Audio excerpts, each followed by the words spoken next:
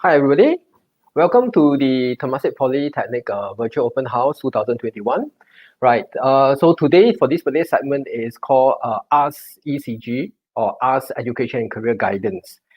Okay, so how is this going to be done is if any questions, please put it inside the live chat, all right, and selected questions will be answered live. But before that, as you are collecting some of the questions that you want to actually ask, we will do a very quick presentation as well, all right, by myself as well as by Shalene, who is with me today. Okay, so let me, for those who are not familiar with what exactly is education and career guidance, who are we? We are a group of people who focuses to help our students to develop their self-concept and deepen their understanding and commitment towards the sector that they are likely to enter after they graduate to successfully transit to work. So that's what we do. And I'm Edward. I'm the senior ECG counselor. And today with me is Shalene, right, a fellow ECG counselor. Right. So first off, let me start off with the presentation first. So exactly what is ECG? So how can ECG help students? If you are actually a student or if you are a parent, you may also want to know how this education and career guidance will actually help your kid. Now, for education and career guidance, it's not just in the polytechnic. There's also available. The service is also available in the MOE schools as well as ITE as well. Now, so typically, what we help students with is really to answer three very basic questions, and the three seemingly basic questions are: who am I? Where am I going? And how do I actually get there? Now, when we talk about who am I, it's really for them to have a better understanding about themselves, knowing what are their likes, what are their dislikes, what are their strengths, what are their weaknesses. And therefore, once they understand more about themselves, they can now explore what are some of the viable educational options as well as career options, right? And from there, they will know where they would be going towards, whether it is the polytechnic pathways, the IT pathway, or even the JC pathway, right? And once you know that that is the pathway that you want to take and that's the career that you're aiming for, that's where the third question, which is the action question, is how do you actually get there? What are the steps that you need to do? Okay, what are the decisions that you need to make? And one of the decisions is really about making informed decisions, meaning it's not a rash decision. It is after making concerted consideration and also research. And after that, develop a plan and goal to achieve that particular aspiration. So in a nutshell, that's what we do, okay, as ECG counselors. Now, I also understand that some of you may be waiting for your O-level results. Some of you have already collected your N-level results and are waiting for your O-level to actually add on. And I just want to share that there are various admission exercises that's available for you. And also for those who are currently in your Set 4 or currently doing Set 5, right, you may also want to understand some of these various admission exercises as well. Okay, pathway towards going to JC, Polytechnic, as well as ITE. Now, the first one is really the DSA-JC or EAE. Now, this one is really an opportunity for students to gain early entry into any of the educational pathways. So for DSA, which is the direct school admission, it's mainly for JC and it's based on the students' talent in sports, CCA, or specific academic areas. For early admission exercises, which is called the EAE, there are actually two types. One is for the ITE, the other is actually for the Polytechnic. Now, for the ITE, they will be having applied for conditional early admission to full-time NITEC or higher NITEC. Then for the diploma, that will be through the Poly EAE. Okay, typically for the EAEs, it will happen sometime in June, right? And that's where you need to actually prepare portfolios, go for interviews, and do a write-up. Okay, now once you have secured a place, then it all depends on your results. That's why it's called conditional early admission. All right, so if your aggregates or some of the minimum entry requirement is met, okay, then you would be guaranteed a place. If not, then you will need to go to the next stage, which is the JAE. Okay, JAE is what we call the joint admission exercises, mainly for the O-level students. And from this particular exercise, which is starting next Monday, okay, when the results is out, that's where you can actually apply for JC, MI, which is Millennium Institution, which is a three-year A-levels program, Polytechnic, or even ITE for their higher NITEC program.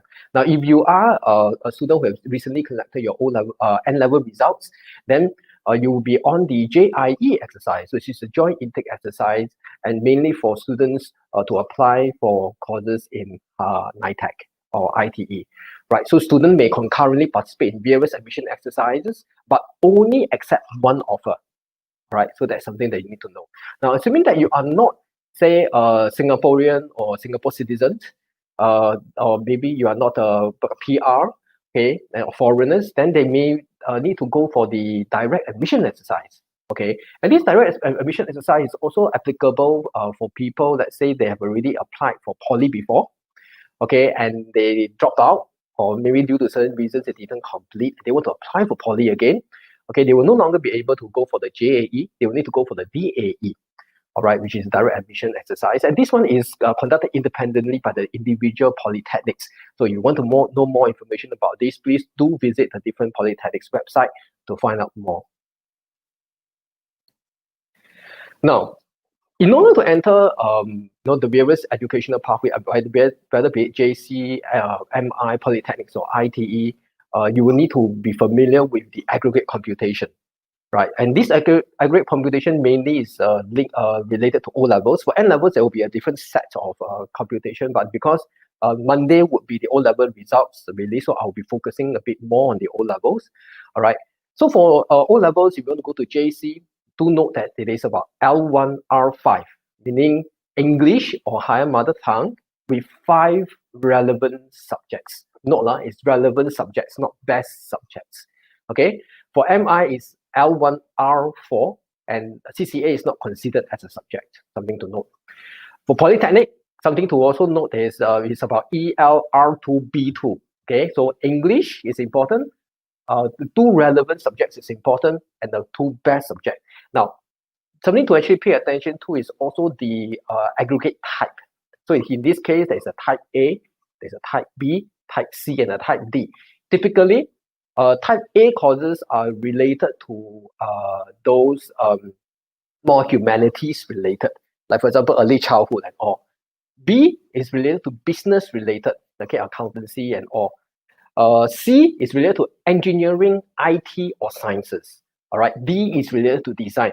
So, but always double check with the JAE booklet, which is I believe that those who are waiting for your O-level result, you should have received a copy. If not, you can actually Google.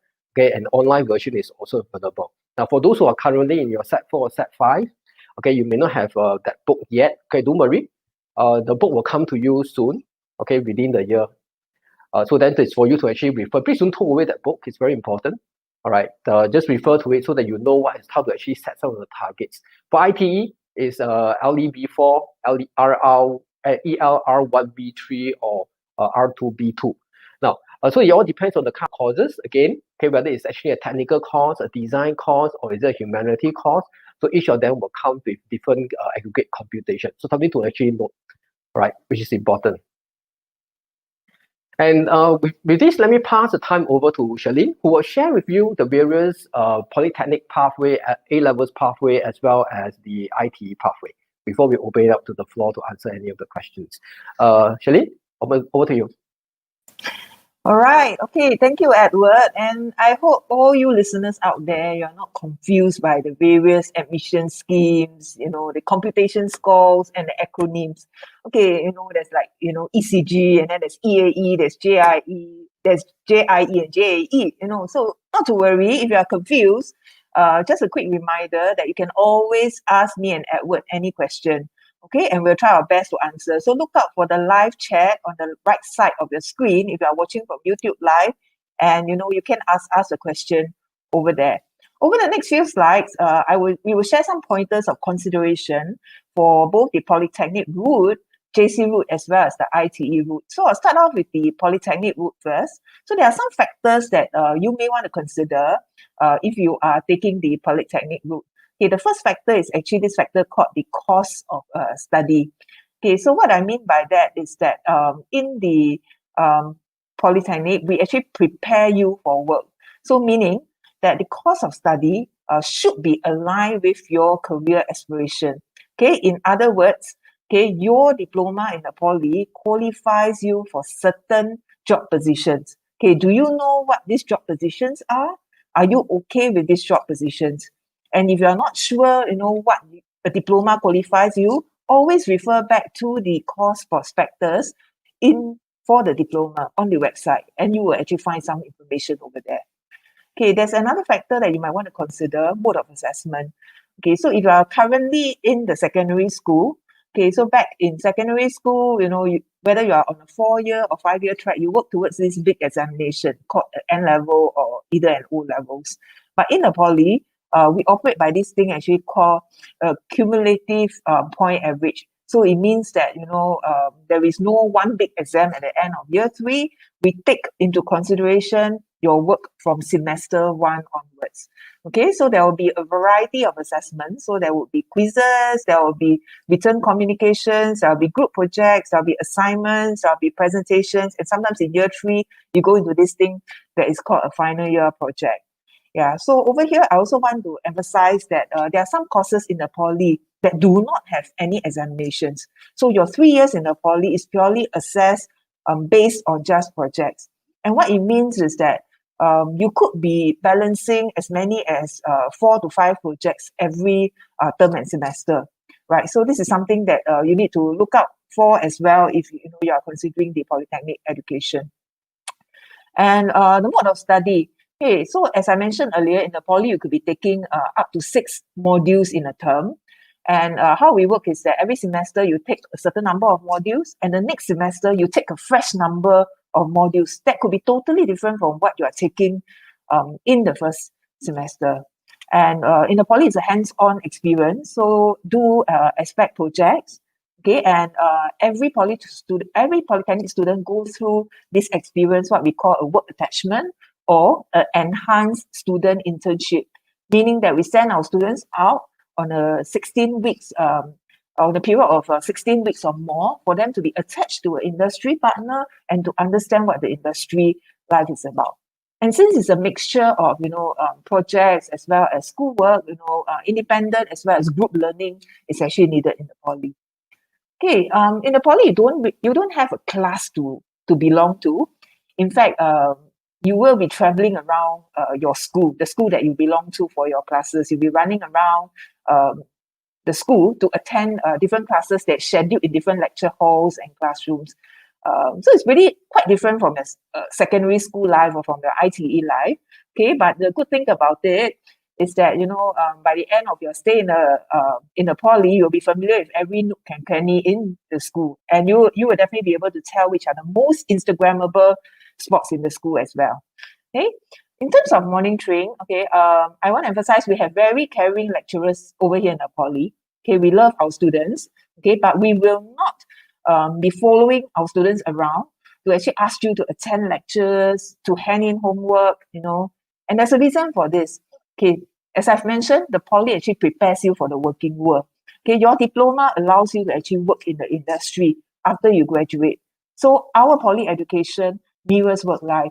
So you need to be responsible for yourself. You need to be self-directed. You need to tell yourself to make the minimum attendance and to do your best for the poly education. Okay, so one thing to note about poly is that after poly, when it comes to further pathways after poly, like what I mentioned, you could either go out to work. Okay, there could be you could consider upgrading yourself in various ways. Okay, there could be specialist diplomas, which is a bit like an advanced diploma that you take. Okay, a lot of our poly students, they do progress to for university education as well. Okay, so one thing to note is that if you are planning further education, certain degrees are actually mapped to some diplomas. Okay, so if you have a degree in mind or area in university that you want to handle and you are considering the polytechnic route, do check in that your diploma allows you entry into that particular degree. Okay, to quote an example, a year 1 business student will not be able to gain entry into NUS and NTU medical school. Okay, because a business diploma is not on the approved list of diplomas for a medical qualification. Okay, so this is just an example that I would like to illustrate for my point. Okay, so now we move on to the JC route quickly. Okay, so a couple of things that you may want to consider for the JC route. First thing is the course of study. Okay, so in JC, it is what I call an academic learning approach. And you dive deep into the subject that you are taking, whether is it a science subject, a humanities subject, or a commerce subject in Millennium Institute. Okay, in terms of mode of assessment, all hands on the deck, you push towards a major assessment that is called the A-levels. Okay, and A-levels, the cert, qualifies you to pursue a university education. Okay, in terms of mode of study, it's very subject-based. So meaning that at the start of your JC route, you actually select the subject combination and you'll be doing the same subjects throughout that 2 years. This is in sharp contrast to a poly, because in a poly, every semester you actually change modules and subjects. So you have, in that way, there's quite a lot of variety. But in JC, always bear in mind, it's going to be the same subject combination for the 2 years. And that is why choosing a subject combination is an important decision in JC. Okay, in terms of the social aspect, we are looking at a smaller community in the JC. So in a poly, we have about maybe 15,000 students over 3 years. But in JC, of course, it's not in that number. It is you have a fixed classroom, and most of the time you will have a fixed class to belong to as well. Yeah, and there'll be tutorials and lectures. Okay, so I think if you're coming in from a secondary school entry point to a JC, one of the things that will be exposed to will be lectures. They will see bigger groups of students, like having a few classes that's combined together to actually attend one subject. Okay, in terms of the monitoring, it's a structured timetable. It's a 2-year program. It's a very structured 2-year program for JC, and in Millennium Institute, you actually do a 3-year program. And your lecturers will be with you throughout that 2 or 3 years, and you'll be monitoring your progress really, really very closely. Okay, so as I've explained earlier, A-level actually prepares you for university. Okay, so again, like the poly, okay, some degrees are mapped on to certain subject requisites in the JC. Okay, so again, I like to illustrate this with an example. So for example, to read biomedical engineering in the university, okay, you will need a H2 pass in mathematics or further maths, and you will need to have either physics or chemistry. Okay, so this is what I mean when I say certain degrees are mapped on to certain subject requisites. So before you choose your subject combination in the JC, and if you have something in mind that you want to pursue in university, it is actually very important to check out the necessary requisites so that the option remains open for you after A-levels to actually progress to university. Okay, so quickly I'm going to move on to the next slide. And the next slide actually talks about what do you study at A-levels. Okay, so if there are any parents out there who are listening in, and you find H1, H2, and H3 totally foreign, okay, I'd like to explain that H2 is equivalent to the A-level subjects. H3 is equivalent to S papers, and H1 is a little bit close to AO subjects. So these are terms that will be familiar to parents who perhaps took their A-levels prior to 2006. Okay, so for existing students, you just need to know that on top of general paper and project work, most of the time JC students take 3 H2 and 1 H1 subject. And one out of these 4 must be a contrasting subject. Okay, so I'm going to use an example again. So meaning, if I am an art student in JC, out of my 4 subjects, 1 subject must be a non-arts. For example, mathematics. If I'm a science student, 1 subject must be a humanities subject. For example, economics. And in this case, I want to emphasize again, it is important to check out the JC that you are interested in for the subject combinations that they offer. Yeah, because different JCs will actually offer different subject combination. Okay, moving on quickly to the ITE route, and after that, we will actually open up the question and answer session. Okay, so for the ITE route, it's a little bit similar to poly, because in ITE, we prepare you for a working life, which is why under course of study, it should be aligned to your career choices. Or in other words, your ITE course does open up certain career opportunities for you. And if you choose that particular ITE course, you must be comfortable with those career opportunities. Okay, mode of assessments, pretty similar to poly. So you have a mixture of quiz, written exams, group projects, assignments, and presentations. So there is no one major exam. So there is also a GPA element, which is grade point average element. Okay, and then we have the mode of study. So there's a mixture of studies like projects, there are also work attachment, which I briefly explained just now. You have to be comfortable with independent work as well as group work. Okay. In terms of social, there's a fixed class. Okay, so this one differs from the poly because in the poly, I've mentioned that there's no fixed classroom. Okay, there's tutorials and lectures, and there is actually a structured timetable lessons. Okay, so the ITE route, when you go through it, you graduate with NITEC or higher NITEC. Okay, you are eligible to actually go to the industry and pursue your career. Okay, we also have quite a lot of ITE students who actually come to the poly and take on their full-time diploma. Increasingly, there's another route that is very popular with ITE students, and that is the work study diploma that is offered by the ITE. So as the name denotes, right, what ITE graduates do is that they embark on a 2.5 to 3 year journey whereby they work for an industry partner, they study at the same time. At the end of the 2.5 to 3 years, they actually get the legit diploma. Okay, so that's one of the options that ITE students can consider. Right. Okay, so I've briefly gone through the 3 routes. Okay, so with the above information in mind, we will now come to the Q&A. And okay, I can see quite a lot of questions that has come on in the chat itself. Okay, so okay, Edward, would you like to take this question? Sure. Which one? Okay, it says, what is the minimum GPA requirement for higher NITEC to enter Common Business Program through JPAE? Okay, so that would be the Brian's Han Yang Li's question. Now, so it all depends on what is your higher NITEC.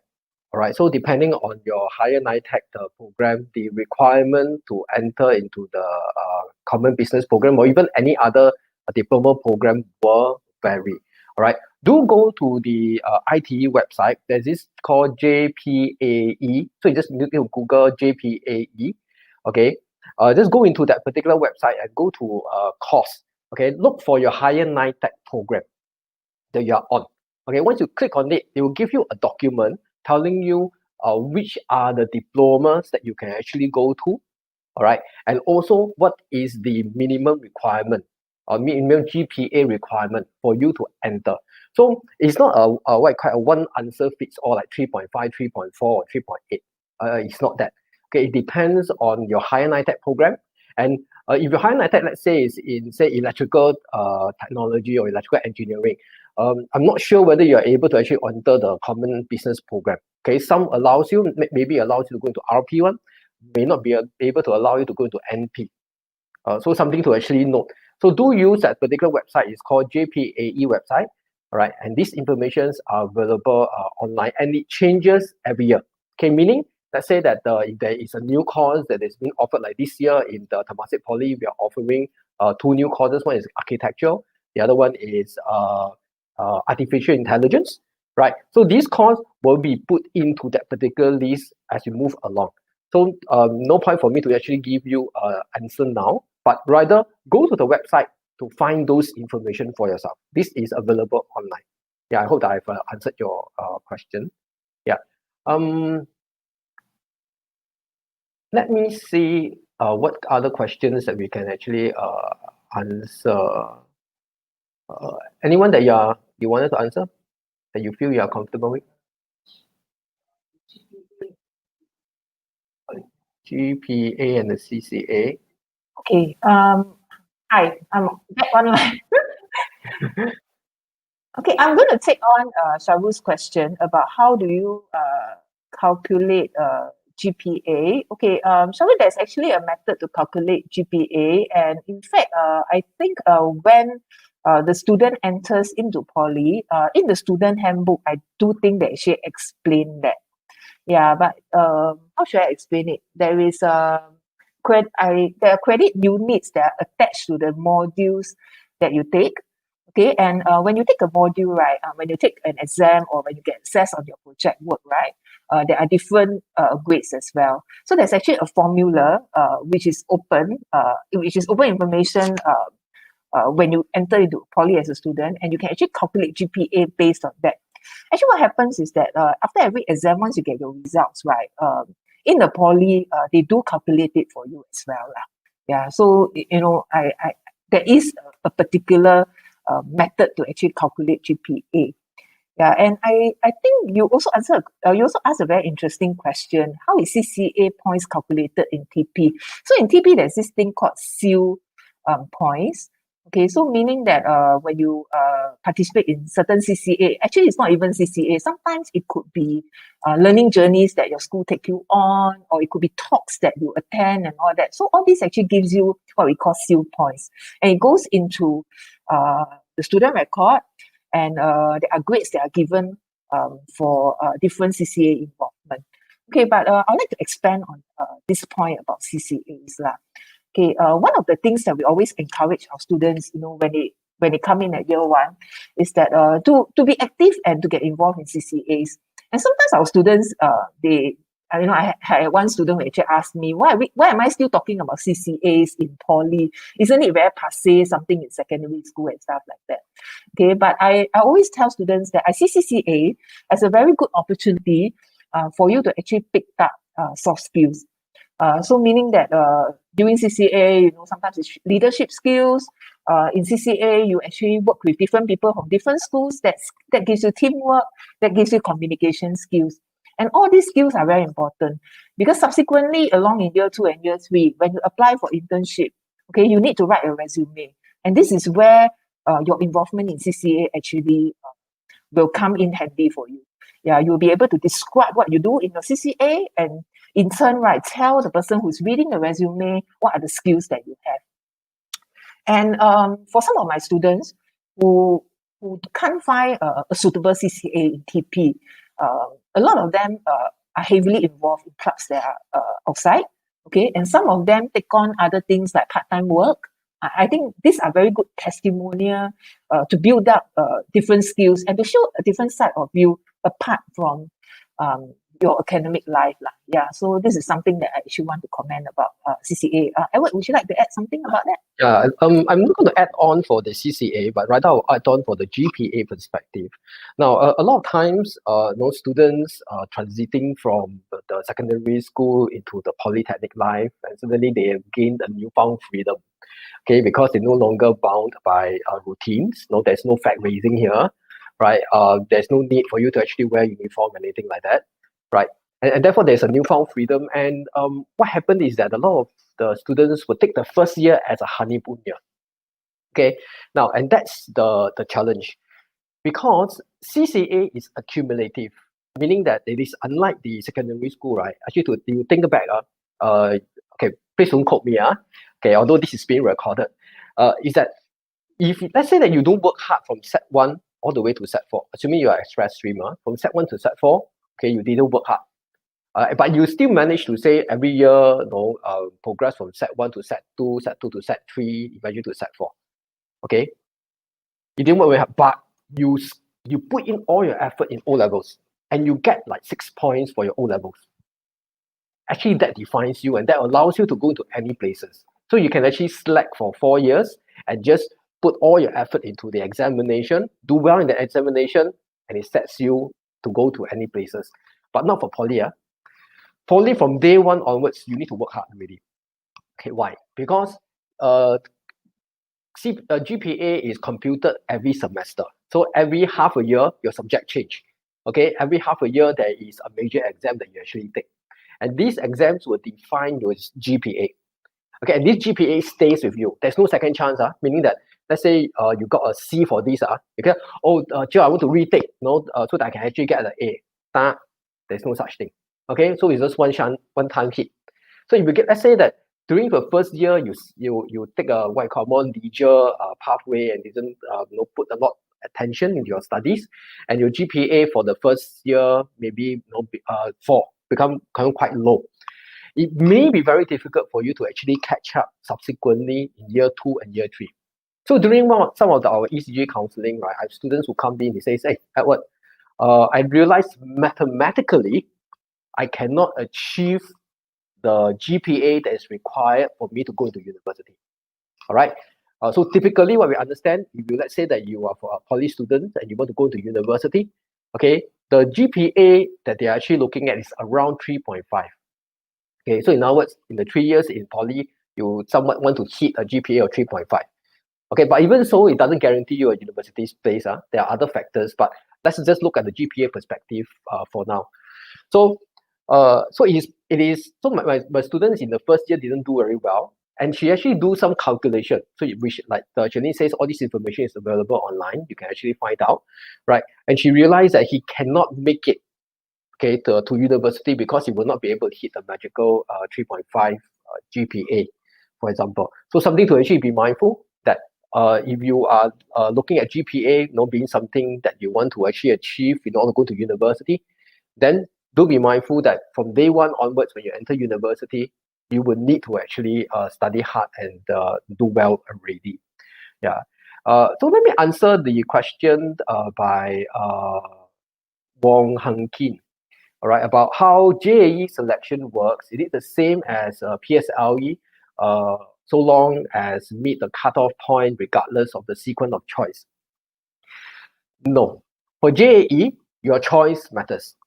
Okay, so how it actually works in a nutshell is that, let's say there's 12 choices. That's why I always tell you, please select all 12 choices. Don't leave any choices, blank.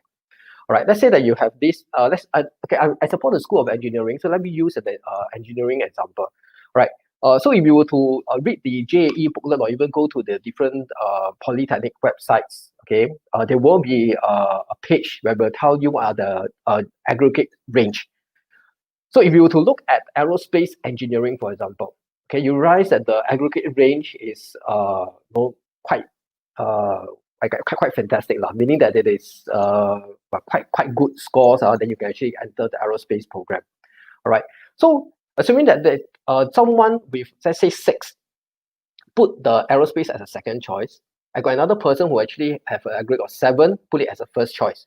Okay, the person with the first choice will enter first, because it depends on the space that is available at that point of time. All right. So let's say that this particular person has a 6 point and he put, let's say, aerospace at the 5th, for example. All right. He may not get in one, because by the time he reach there, people have already taken up the space. All right. So for JAE, it is important that you need to first of all look at whether you can actually meet the aggregate score. Okay, that will increase your chance, and also look at your interest. Okay, if that is the interest, put it as your first choice. Okay, so it's very unlike the PSLE. Then the other question that you have is CCA. Yes, CCA is included.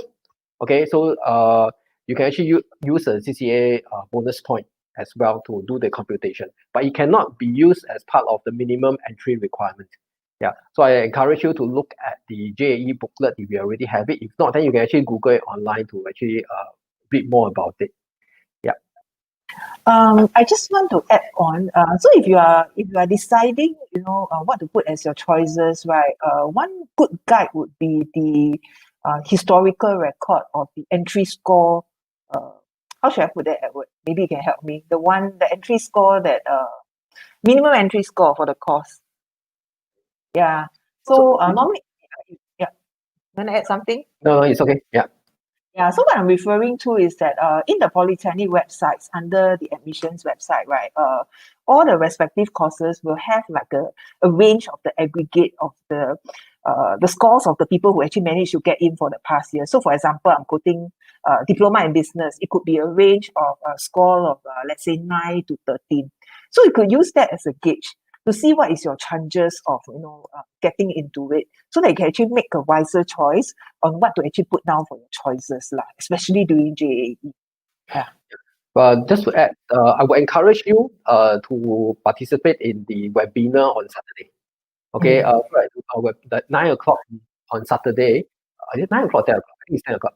There is a webinar, and the director of admission for TP will talk more about the JAE. Okay, he'll tell you some of these tips and also how this particular sequence is being quite put into effect.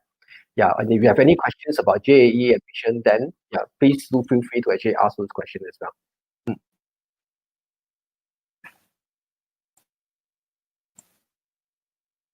Okay, so there's actually a question here. It says, is it better to go poly or JC to go into a good university? So maybe Edward, what's your take on this topic? It's quite a popular question, I realize. Well, actually, both pathways allow you to go into university. All right, so there's something that you need to know. But it all depends on whether, all right, are you actually a more hands-on person or are you more academic person? All right, now let me give you some statistics. Typically for JC, all right, 70% of the JC students make it into university. All right, and only about 30% of the polytechnic students make it into university. But it is by design, deliberately so. Why? Because the JC pathway is really to prepare you to go into university and not really to prepare you for work. So assuming, let's say that you are the 30% from the A levels that you didn't manage to go to university, what happened is that a lot of these students will come to poly instead because they realize that the A level is not a professional qualification that allows them to seek employment. All right, because if they go out to look for work, it's typically, they are fighting with the O-level people. All right, that kind of range of jobs. But let's say you want to be specialized, assistant engineer, or let's say become what I call that a marketeer, executive, or something like that. You need specialized qualification. That's where they need to have a diploma in the respective related areas. All right. Now, for diploma, in order to go into university, that's where they look at your GPA. Okay, and as I said, GPA is something that you need to actually work hard on. All right, and sometimes if let's say you slack in 1 year, right, it may affect your GPA point and therefore jeopardize your chance of going to university. But if you know that you are quite a consistent a person, quite disciplined, and you know that you can actually maintain your GPA, right, that will then sort of like allow you to go into a university as well. All right. Now, the other thing is also if you have not a very clear what I call that mind of what is the discipline that you want to go into. Okay, what do I mean? Like for example, let's say you know that you want to go into engineering and science related, but you don't know exactly what you want to go into, right? Then maybe JC is a better pathway because it sort of like allow you to think further for 2 years, right, before you go into the kind of specialization that you want to go into. But for polytechnic, from the very onset, right, for the very first year or the first day, you are already assigned to a diploma. I say a diploma in say mechatronics, right? You are already diploma in mechatronics, and that will also mean that when you go university, it's typically engineering related kind of field. You can't even go into science related kind of field, for example. So something to actually know. Okay, so that is actually typically the difference between these two, and to tell the truth, there's no such thing as good university. All right, all universities are similar. Okay, especially in Singapore, the 6 autonomous universities, they are all backed by the government. All right, so they are all equally good. But if you want to look at good, okay, I want you to actually look at it in a wider perspective. Okay, it's good for you. Okay, what I mean? Meaning that let's say you are someone who is more academic. Okay, meaning that you like the theories a lot. Then maybe you want to go to NUS, NTU, the more traditional university that have a more academic focus. But let's say that you are more hands-on, more into applied learning kind of perspective. So what is good for you then would be SIT, SUTD, or even SUSS. So you must understand when you actually say good, what do you actually mean? Yeah, Shalene, anything to add for that? Okay, and I also want to add on that sometimes when for poly students, we also have poly students that go on to university, but they choose to do it after some years of working full time. So there's actually there's an option of actually going to university right after poly. Okay, but there's also the option of working a few more years to gain experience and then subsequently going to university. And there are some advantages to being a mature student as well. So for example, you have better appreciation for the things that you study. And also, sometimes after working for a few years, as we share with our students, you might be in a better position to actually determine a specific interest and could pursue maybe a further education based on a more specific interest. Yeah, so this is just something that I want to add, that it is not necessary to pursue university straight after poly, even though, you know, the option exists. You can always work and then do it a few years down the road. Hmm. So there any other questions that we can actually answer that is beneficial to most? Think so. To answer Muhammad Hussein's question about what is the average point for PFP on law and management? Well, there's no average score for PFP. All right. So in order to be eligible for PFP, as long as your ELMA B2, I think B2, let me double check. I don't want to give you the wrong information. Yeah, B3, sorry. ELMA B3, all right, meets less is equal or less than 12 points, you'll be eligible for PFP program. That's the first thing. Second thing, depending on whether the course that you're looking at is in the group 1 course or the group 2 course. All right. So if it's a group 1 course, then there's certain requirement. But for law, okay, and management, it is under the group 2 course, okay, which means that you need to have English requirement. Okay, you need to have your English needs to be 2. Okay, and it must be in syllabus A. Okay, so if you don't meet the 2 for your English, the law program is not available to you.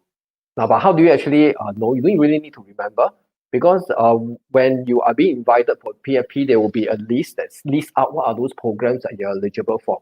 All right, and then select it based on those programs. Please do not select anything that is not listed. Okay, because the algorithm in the systems will just simply not take you into consideration that you have missed or lose one choice. Same goes for JAE. So when you actually get your results, there will be codes in the result slip telling you what are the courses that you're eligible for. All right, but this means that you only meet the minimum entry requirement. You also need to look at what Shalene was talking about, the aggregate score, the average aggregate score range. All right, make sure that you also meet those range, okay, before you actually apply them and rank them accordingly in your application. Yeah. So I think we have overrun by about 15 minutes, because this particular session is supposed to be only be half an hour. Maybe we'll take one last question. Any last question that you think we should take? Yeah. Okay, I'm going to try this question, and because I saw this person, he actually posted it 2 times, so I don't know how to pronounce the name. TZH. Should I pronounce it as Z? Okay, so his question is he or her question is, if I'm interested in making electronic music and making YouTube videos, you know, what courses are suitable for me? Okay, okay, so if I'm talking about the polytechnic front, right? Okay, and I'm not just speaking just for Temasek Poly. Okay, so I'll encourage you to look at all the 5 polys, see whether there are courses that actually allow that's along this direction where you want to go into. But off the top of my head, in Temasek Poly, in the School of Design, we do have a course, Digital Film and TV. And, you know, even within the business school, there is communications and media management. So these courses actually allow exposure for students when it comes to making films, you know, making videos and making medias. And in another poly, which is Singapore Poly, I believe there is actually I can't remember the exact name. It's a diploma in audio production and music technology. Is that something like that?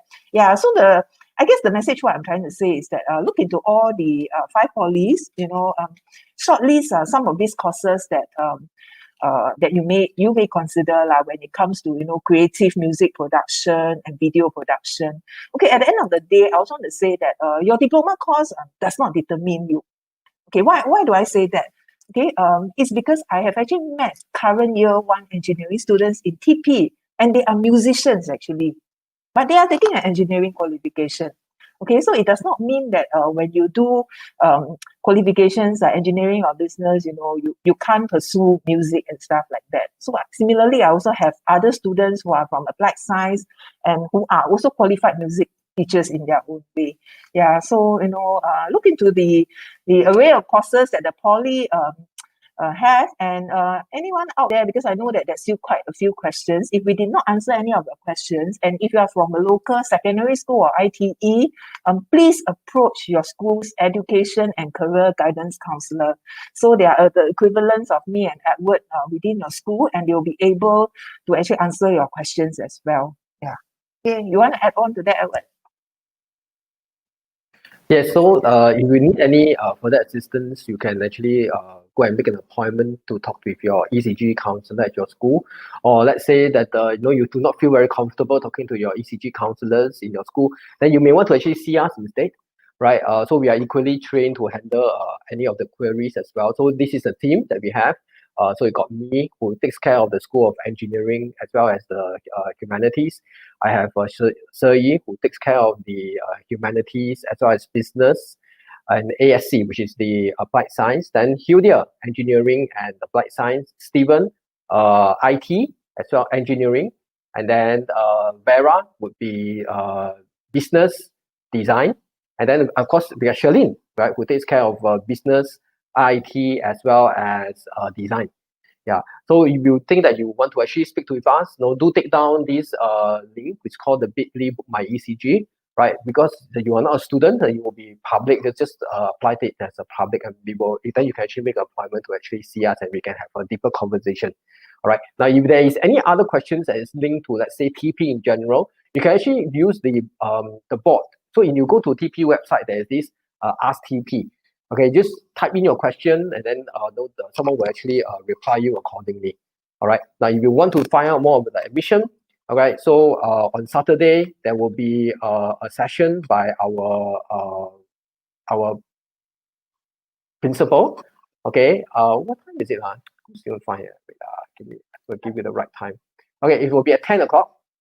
Okay. So at 10 o'clock, our principal will be talking, as well as the director of admission. Right. So if you want to actually find out more information about it, right, do join the session, and you will be able to actually get some of the answers that you didn't manage to get today. All right. So meanwhile, okay, do enjoy the remaining of the open house. So the open house will end on Saturday. Same goes for the other polytechnics as well.